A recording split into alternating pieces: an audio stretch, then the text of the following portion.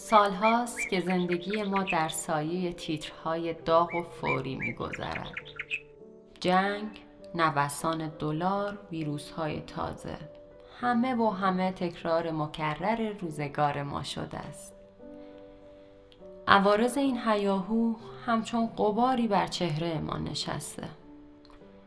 اما من با تمام وجود زندگی را دوست دارم. کلیشه هست؟ خب باشه، چه کلیشه ای از این بهتر؟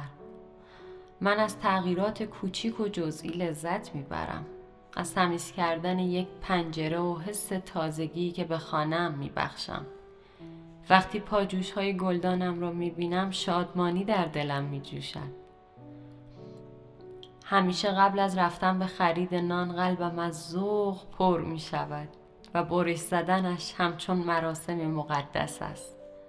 امان از این قهوه، از خریدنش تا درست کردنش، هر مرحلهش برای من یک تفریح دلپذیره.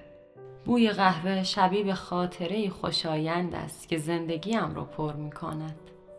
خواندن حتی یک سطر از یک کتاب خوب حالم رو خوب می کند و دلم را آرام می سازد. در دنیای پرخبر و شلوغ بیرون من میخوام که این لحظه و اینجا، این لحظه بی‌نظیر مال خودم باشه، چون این لحظه در اختیار من است، حتی نه دقیقه‌ای بعد از آن.